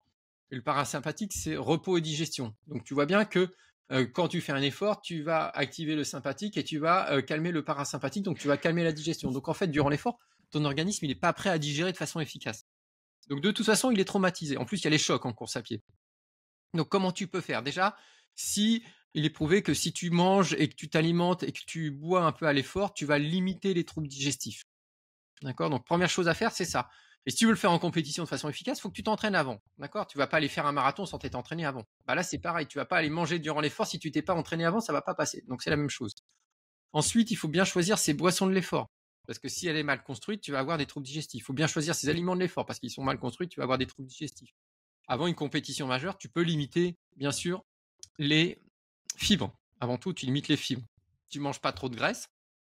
Attention, parce que c'est juste avant l'effort, hein, parce que les graisses, elles Oui, sont bien sûr. fondamentales pour notre santé, hein, d'accord? Il faut jamais un régime qui limite les graisses, c'est une erreur totale, d'accord? Tu vas limiter un peu les graisses, tu vas faire un régime équilibré. Alors certains vont mal tolérer le gluten, dans ce cas-là, qui diminue le gluten, mais pas tout le monde. Moi, je n'ai pas de souci avec le gluten, donc j'ai pas de raison de l'éliminer. D'accord? Il y a certains qui vont mal digérer le lactose, qui le limitent, Moi, j'ai pas de souci, je le limite pas. Il n'y a pas de raison, d'accord? Il n'y a pas d'études qui prouvent que de faire un régime sans gluten chez quelqu'un qui est pas, qui est entre guillemets normal, va améliorer ses performances. Donc voilà, on ne l'arrête pas comme ça. Si après, on peut faire autrement, c'est pas un problème. Hein. Moi, je peux manger avant les compétitions. Mon aliment fétiche, c'est le riz basmati. Comme ça, je suis tranquille, pas trop de fibres, un index glycémique bas, c'est bon, ça me va. Et comme ça, je suis tranquille. Mais voilà, c'est pas enfin, en tout cas, le truc, c'est toujours de rester manger vrai. Et il y a pas une compétition, qu'est-ce que tu conseilles en termes d'alimentation? La semaine avant, je dirais que tu proposes un petit protocole pour, vider un petit peu les réserves de glycogène et les remplir un petit peu. Est-ce que tu pourrais en parler et après ça, nous proposer peut-être un petit déjeuner avant la compétition? Et je pense qu'on va tout doucement, arriver à la fin de cet épisode. Alors, donc il y avait un protocole qu'on utilise de moins en moins, que tu as dans la première édition, qui est plus dans la deuxième édition. Ah, j'ai de la C'était chance alors. le régime scandinave modifié où tu faisais 3 jours de baisse d'entraînement et tu baissais les quantités de glucides. Donc tu baissais tout ce qui est les féculents et légumineuses pour vider ton glycogène musculaire et avoir un effet rebond et augmenter ton stockage de glycogène musculaire. Et donc tu faisais 3 jours de baisse et 3 jours de surcharge. Maintenant, les nouveaux protocoles sont différents et on fait 2 jours de surcharge. Ça suffit, 2 jours de surcharge glucidique. Donc si tu fais un marathon le dimanche, tu fais la surcharge, à ton avis, quel jour? Bah, je la fais le vendredi. Bah ouais, mais 2 jours. C'est quoi le deuxième jour? Bah, je fais vendredi et samedi, non? Ben non, tu Ah non? fais jeudi et vendredi. OK. Parce que en 2 Ah, jours, le jeudi, il me fait vendredi, des pièges, Fabrice, je suis pas bien. J'ai tu transpiré du fais front là. jeudi et vendredi. Pourquoi? Parce que le samedi, tu vas pas faire grand-chose, tu vas pas dépenser ton glycogène musculaire, tu vas remanger, donc tu vas le restocker. Et c'est pas la peine de créer une fatigue excessive et c'est pas la peine de te risquer des troubles digestifs à ce moment-là. Donc tu fais la surcharge jeudi, vendredi Et ça pour le dimanche. et Et samedi classique. ouais, et samedi classique. Et du coup, si tu as une pasta party comme ça se faisait beaucoup avant, le samedi soir, bah tu le fais pas parce que c'est source de fatigue. En général, c'est pas bon. C'est source de fatigue, tu piétines, tu fais machin, tu risques des troubles digestifs, c'est Mmh. inutile. Plutôt le C'est mieux à faire. vendredi alors? Plutôt le Éventuellement vendredi? le vendredi, ouais. Se casser le ventre OK. vendredi alors. Et par contre après au niveau du petit déj, donc bien sûr on le conseille souvent dans 1000, c'est d'essayer, avant la compétition, même au niveau des horaires et cetera. Mais, qu'est-ce que toi tu conseillerais vraiment concrètement dans l'assiette, de quoi on a besoin avant une compétition? Alors, un petit déj classique pour moi, c'est donc euh, des protéines. Donc, je mets 2 œufs. Je commence d'abord toujours par une poignée d'oléagineux, donc une poignée de noisettes, une poignée de noix, éventuellement. Ensuite, les œufs, un féculent. Donc là, moi, je prends du pain. Alors, je prends en général du pain complet. Là, avant une compétition, c'est peut-être pas l'idéal. Dans ce cas-là, je modifie un petit peu. Et sinon, je rajoute un fruit. Donc, avant une compétition, je mets par exemple des bananes, ça passe bien. OK. D'accord, bah, Donc, on va et, tester tout ça alors, hein. et Et sinon, si je suis en déplacement, ça m'arrive de faire un gâteau à la patate douce. Ou alors, je peux aussi me faire du riz basmati que je vais manger avec des œufs. Je peux varier pas mal, mais en tout cas, il faut un peu de gras, mais pas trop. Un peu de protéines, mais pas trop. Des féculents, mais c'est pas la peine de se gaver parce que le reste, le stockage est déjà fait. Et un fruit. bon, beh, c'est vrai que on va tester tout ça. Après voilà, toujours, dire aux gens d'essayer bien sûr, de pas se lancer, comme ça, la fleur au fusil, tester un truc qu'on n'a jamais fait donc est-ce que toi tu conseilles justement aux gens de je sais pas, peut-être un mois, voire 2 mois à l'avance, de se mettre en condition et essayer justement de tester sur la semaine une alimentation, type, d'essayer de tester à la même heure un petit déjeuner ou pour toi ça a pas trop d'intérêt? Alors moi, je leur conseille surtout de prendre le petit déj habituel. En fait, s'il fonctionne bien avec ce petit déj habituel, il y a pas de raison de changer. La seule raison de changer, c'est parce que je suis pas à la maison qu'il faut que je fasse autrement. OK. Mais ouais, c'est vrai, tu as raison et au niveau de l'hydratation, c'est vrai qu'on en a pas trop, parlé. Pierre, tu avais une question? Je crois que tu non, je t'ai pas coupé? Non, mais pour le recharge de glycogène, pour le jeudi-vendredi, il faut faire attention quand même aux lipides ou pas forcément? Il faut toujours que tu aies un peu de lipides. Oui, on s'entend. À chaque repas, tu dois avoir des lipides. Tu vas pas manger trop gras, mais tu vas mettre de l'huile d'olive sur tes repas parce qu'en plus, l'huile d'olive, c'est riche en antioxydants, donc c'est bénéfique pour ça. Il n'y a pas question Mmh. d'éliminer, mais il faut pas non plus, tu vas pas faire le stock de gras. Quand même. Mange pas la mode de beurre. OK.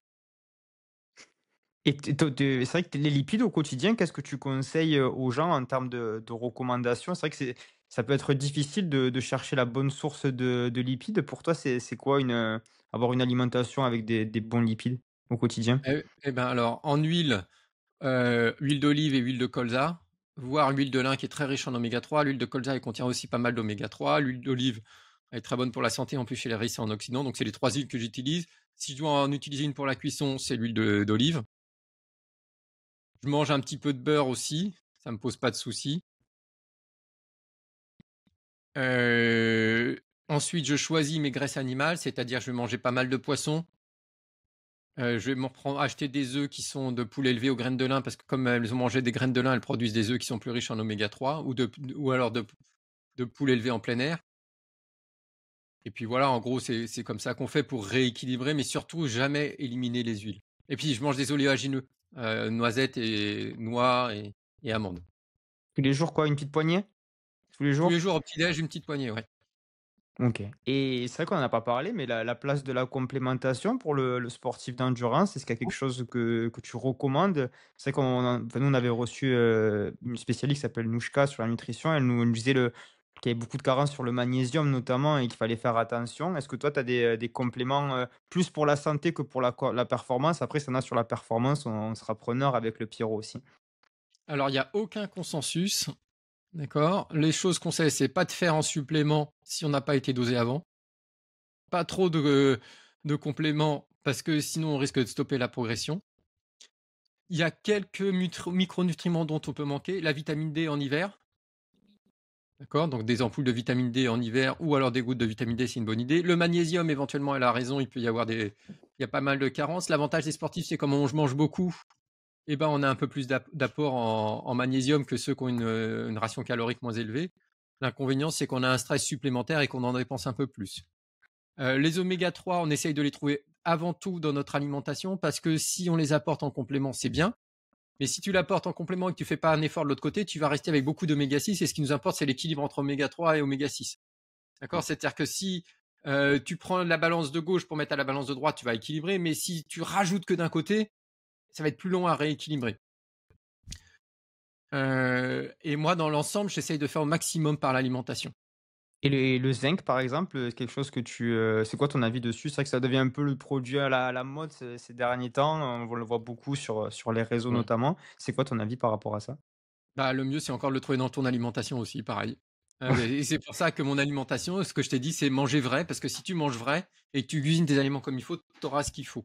Je suis vraiment OK. pas un fan des compléments, ça doit rester occasionnel. C'est vraiment en complément. C'est-à-dire que Oui, le bien problème, sûr. c'est faut pas que ça soit à la place de. Et souvent, c'est à la place de, puisque je prends un complément, je peux faire un peu n'importe quoi. Et donc, il y a vraiment que quelques compléments où on peut avoir un intérêt. Donc, magnésium éventuellement, vitamine D, éventuellement oméga 3, mais voilà, on va pas beaucoup plus loin.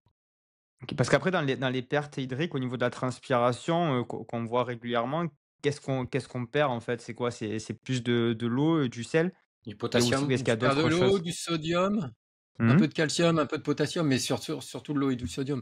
Surtout OK. que quelqu'un qui est un sportif qui est entraîné et va transpirer mieux, ça veut dire quoi? Qu'il transpire à un seuil de température plus basse et qu'il a une transpiration qui est plus diluée, donc il perd moins de minéraux dedans. Mmh. OK. Pierre? Je t'ai coupé la Non, parole, non, non, excuse-moi. au final, pour aller chercher son zinc, manger des abats et des fruits de mer? Ouais, c'est ça. OK, Je crois qu'il doit y en avoir aussi dans les légumineuses. d'accord. Faudrait vérifier. OK. Et ton avis sur, la consommation d'abats? On avait reçu David de Limitless avec, sa marque Féroce.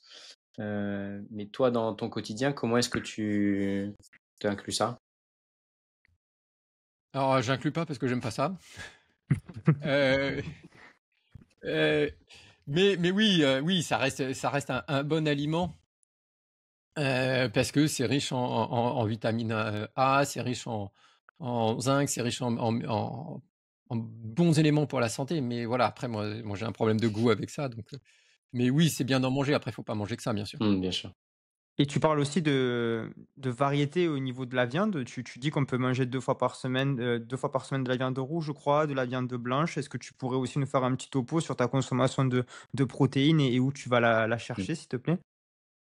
Alors les protéines, c'est très important, pour le coureur parce qu'on consomme plus de protéines, on a besoin de plus de protéines qu'un sédentaire parce qu'on a plus de casse musculaire, d'accord? Donc on est un petit peu en dessous des sportifs de force, mais on n'est pas loin en besoin. Donc c'est vraiment quelque chose dont il faut apporter. Ce qui est essentiel, c'est d'avoir 3 apports quotidiens, au moins 3 apports quotidiens, voire 4.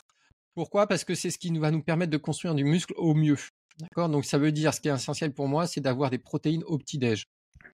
Après, que ça soit végétal, animal, à toi de voir. Quand tu es en végétal, c'est quand même plus compliqué d'avoir des protéines en quantité suffisante et en qualité suffisante. Mais il m'arrive de travailler avec des sportifs qui sont véganes et on s'adapte, il n'y a pas de souci. Ça demande quand même plus de connaissances et il y a quand même plus de difficultés sur les apports. Mais c'est jouable, c'est jouable. Simplement, il faut un accompagnement un peu plus poussé. Tu peux rappeler les normes qu'il faut, les fourchettes de grammes? Alors, c'est 1,5 à 1,7 grammes de protéines par kilogramme de poids de corps et par jour pour un OK. coureur, Donc un sportif d'endurance. viande rouge, varier un petit peu, pas rester que sur, des viandes maigres? Les viandes, tu peux rester. Bah non, les viandes, tu peux rester sur des viandes maigres parce que le gras, tu vas l'apporter ailleurs et puis c'est pas le gras le plus intéressant. Mais bah, viande blanche, oui, viande rouge quand même. Poisson, des œufs, beaucoup d'œufs. En fait, moi, il y a beaucoup d'œufs dans mon alimentation. J'en ai tous les jours, hein, des œufs. Et la Ouais, tu limite bien. haute de la consommation d'œufs par jour, ce serait quoi? On n'en sait Ouais. rien. On n'a pas de limite. Il n'y a pas d'effet aussi nocif qu'on le Mmh. pensait avant. Et pour les gens qui parlent de catabolisme, musculaire, est-ce que c'est scientifiquement prouvé ou pas, pendant des efforts justement prolongés où on n'apporterait pas assez de glucides et on cataboliserait? Oui, c'est prouvé. En fait, si tu t'alimentes pas suffisamment à l'effort, tu vas baisser ton glycogène musculaire. Ça va faire que tu vas casser entre guillemets un peu de fibres musculaires, puis tu vas avoir besoin d'un autre macronutriment que tu vas fournir de l'énergie à partir des protéines. En fait, tu brûles un peu la maison, quoi. Et donc, tu as besoin effectivement d'apporter suffisamment de glucides durant l'effort pour limiter tes dommages musculaires. D'ailleurs, il y a une étude qui a été parue et qui montrait qu'après un entraînement en course à pied, il y avait moins de dommages musculaires si tu mangeais 120 grammes de glucides par heure d'effort. Donc, on est bien au-delà de ce dont on a parlé tout à l'heure. Là, on était à 90 grammes. Là, on passerait à 120 grammes. Et il y a des études qui montrent que c'est profitable pour les performances et que c'est profitable contre les dommages musculaires. Et d'ailleurs, sur Ironman, maintenant, on a des athlètes qui mangent 150 grammes de glucides par heure d'effort. Mais C'est des athlètes de très haut niveau, hein. ah mais 150, enfin, en fait, tu fais que faire un goûter, quoi. Tu fais que ça, quoi. Tu Eh ben, t'alimentes c'est un goûter sur le vélo, sur la course à pied, c'est incroyable. bah, le triathlon, c'est 3 disciplines, plus l'enchaînement, plus un concours de bouffe. Celui C'est qui bon arrivera ça. à Ouais, le mais c'est plus vrai que manger sur toute la compétition, en fait. Ou en tout cas, le mieux, c'est celui qui Comment? arrivera à le plus ingérer de glucides sur toute la compète. C'est aussi une compète dans la compète, quoi. Il y a le gut training Ça y semble vraiment participe, oui. important. Ça y participe, mais c'est des athlètes qui s'entraînent Hmm. avant pour ça. ouais, bien Je sûr. reste très, très surpris quand je vois des, entre guillemets, athlètes hybrides qui font des entraînements de fou furieux en endurance et qui arrivent à rester aussi massifs. Euh, Comment est-ce que c'est conjugable tout ça? Bah, c'est ce dont on parlait tout à l'heure. Si tu veux prendre de la masse musculaire, il va falloir que tu Oui, t'entraînes. Il va falloir que tu respectes un délai 6 à 8 heures. entre l'entraînement en endurance et la musculation pour limiter les Hmm. interférences. En fait, et c'est tout l'art de ça, c'est vraiment euh, comprendre comment fonctionnent tes intervalles et t'entraîner judicieusement aux horaires judicieux pour ça. Bah, écoute, moi, tu une dernière question peut-être, Pierrot, avant de laisser, filer Fabrice? Non, je pense qu'on peut juste rappeler les livres, son dernier livre. Donc, c'est La science de l'endurance, Mmh. c'est l'avant-dernier, je crois. Le c'est le tome 2, je crois, la science de Le l'endurance, c'est le dernier, c'est le tome 2? tome 2 qui est là. OK Tourne. et ouais, dans l'autre Attends, je le mets à sens. l'endroit, ça sera mieux. Voilà, nickel, super. Donc là, tu parles plus de compétition, se préparer, c'est ça, juste avant une compète? Oui, c'est ça. Moi, je vais OK acheter ça, hein.